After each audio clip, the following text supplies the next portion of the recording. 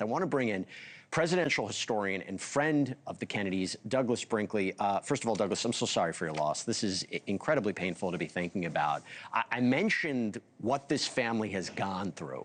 Can you put into context, just not the impact of her death on her family, on her loved ones, but also the context of this in the Kennedy family tragedy?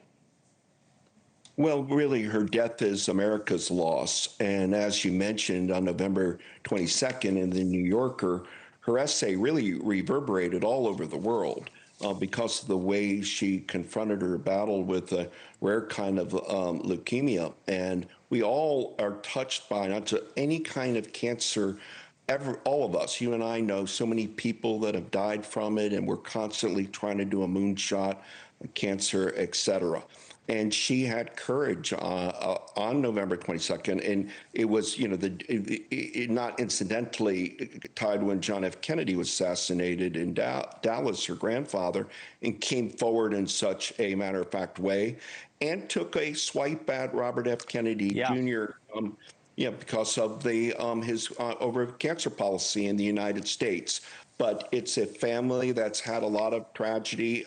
She was not a public figure in a real way, although she wrote a great book on the environment and about our consumption of goods that hurt the environment we may not know about. She was in the Atlantic and others, but she's not a household person because she didn't enter the political arena like others in her family. But this essay that was published, by the way, on the anniversary of her grandfather's assassination, I mean, aside from how heartbreaking it was and detailed about the cancer battle, this is what she said about her cousin. I'm going to read you some of the moments. My mother wrote a letter to the Senate to try and stop his confirmation. My brother had been speaking out against his lies for months. I watched from my hospital bed as Bobby, in the face of logic and common sense, was confirmed for the position despite never having worked in medicine, public health, or the government. Bobby is a known skeptic of vaccines, and I was especially concerned that I wouldn't be able to get mine again, leaving me to spend the rest of my life immunocompromised, along with millions of cancer survivors, small children, and the elderly. And by the way, talking about her mother for a second, this quote I have to mention. For my whole life, I have tried to be good. To be a good student and a good sister and a good daughter, and to protect my mother and never make her upset or angry. Now I have added a new tragedy to her life, to our family's life, and there's nothing I can do to stop it. Before we talk a little bit more about Caroline, that was a moment for her to talk about her cousin like this. I mean, what is that relationship like?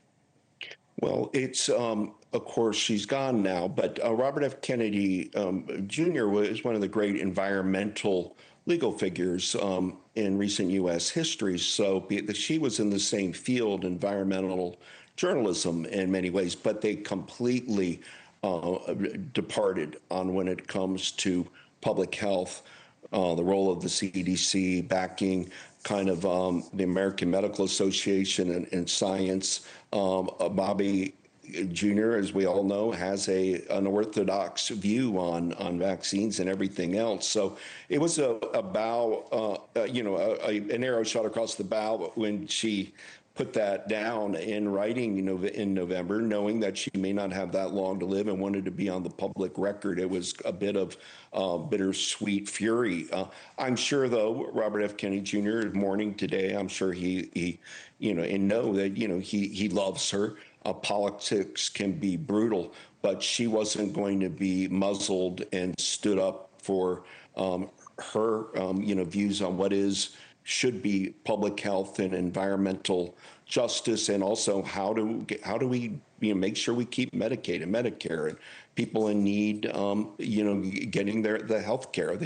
She would the Affordable Health Care Act, where Robert F. Kennedy Jr. is skeptical of it. So there are differences night and day when it comes to public health. And when we think about what this impact is, especially again for Caroline, Tatiana's brother has now entered the political realm. She mentioned him in that op-ed. What should we be knowing about that? Because now he's the latest public Kennedy figure. Well, he's, first off, his sister passed. She was a historian at heart. She went to Yale University and Oxford, and as I mentioned, a great writing career going, and a mom of two to die at 35. They're incredibly close, and Jack is thrown his hat in the political arena. He's trying to get Congressman Nadler's seat. It's a long journey till next November, but he, I'm sure, will be doing it in part in memory of his sister, who he loves so much. That she got to know that he was running before she died, and so in a way that may give him an extra fortitude to speak truth to power as he sees it, to be as brave as she was in the New Yorker, and unlike her, he has been doing not a television figure at all, but has his own feeds, social media. So he's hungered to get into the game of politics, and his sister had chosen not to.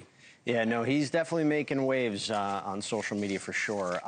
Listen, this is incredibly sad. Our thoughts, our condolences are with the Kennedy family, but this is just another episode that defines this family in a whole different way.